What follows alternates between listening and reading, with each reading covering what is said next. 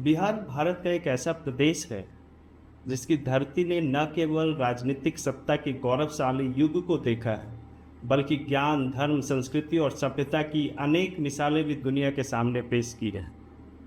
इसकी ऐतिहासिक विरासत अत्यंत समृद्ध और गौरवशाली रही है, जिसे भारतीय इतिहास का स्वर्णिम अध्याय भी कहा जाता है। प्राचीन काल में बिहार मिथिला, मगध, बिज्जी महासंघ जैसे शक्तिशाली राज्यों का केंद्र रहा है। राजा जनक जैसे दार्शनिक शासकों और गौतम बुद्ध, महावीर जैसे महान संतों की यह कर्म भूमि रही है।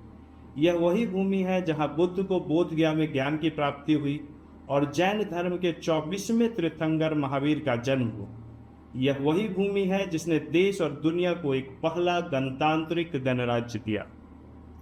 मौर्य वंश के सम्राट चंद्रगुप्त मौर्य और सम्राट अशोक ने इसी भूमि से विशाल साम्राज्य की नींव रखी।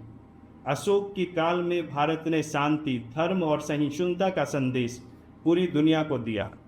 गुप्त वंश के शासनकाल को भारतीय संस्कृति का स्वर्णिम युग भी कहा जाता है, जिसमें नालंदा, विक्रमशिला विश्वविद्यालय जैसे ज्ञान के केंद्रों ने वैश्विक ख्याति प्राप्त की।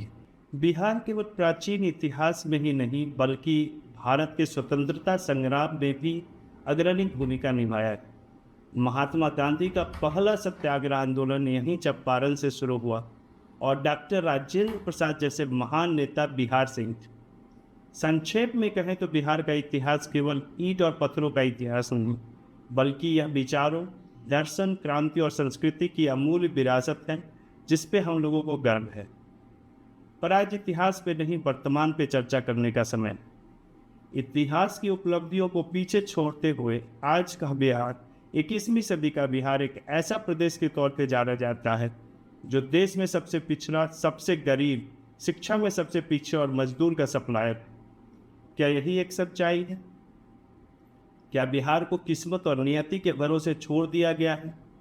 प्रथम दृष्टया तो यही लगता है।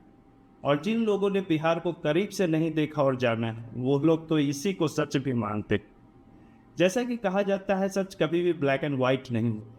सच इन दोनों रंगों के बीच में कहीं होता है, या कहें कि ग्रे स्केल भी होता है। आज जो बिहार की परिस्थिति है उसमें कुछ सच्चाई है और कुछ बड़े राज्य की संकीर्ण मानसिकता वाले कुछ लोगों के दिमाग की उपज। बिहार के इस परिस्थिति के लिए हमारे ही राज्य की कुछ लोग जिम्मेदार हैं, पर आज उन पे चर्चा करने का विषय नहीं है। आज हम उन लोगों पे चर्चा करने के लिए वीडियो नहीं बना रहे। उन पर कई लोगों ने पहले भी वीडियो बनाया है और उन पर खूब चर्चा हो चुकी है। इस वीडियो का मकसद अतीत को जानने और एनालिसिस करने का नहीं, बल्कि आने वाले कल के लिए बिहार में काम कर रहे लोगों के बारे में जानने और समझने का। आज जहां बिहार से लोग पलायन करना ही सबसे अच्छा कदम समझते हैं, उसमें भी कई ऐसे लोग हैं जो कहते हैं कि हम बनाएंगे अपने सपनों का बिहार। ऐसे बिहार में बहुत सारे लोग हैं जो बिहार के अनफेवरेबल कंडीशन होने के बाद भी बिजनेस कर रहे हैं, शिक्षा का अलग जगा रहे हैं और अपने कठिन परिश्रम से बिहार को एक स्टेप ऊपर ले जाने की कोशिश कर रहे हैं। उन सभी लोगों को गर्व है अपने बिहारी होने पे। प्राउड बिहारी उन लोगों को रिप्रेजेंट करता है और उनके स्टोरी को आप तक पहुंचाने के लिए संकल्पित है।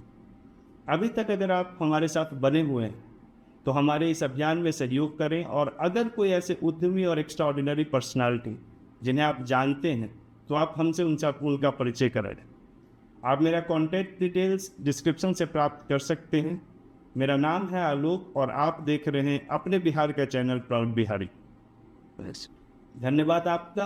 अभी तक के लिए बस इतना ही, आगे मुलाकात होते रहेंगे।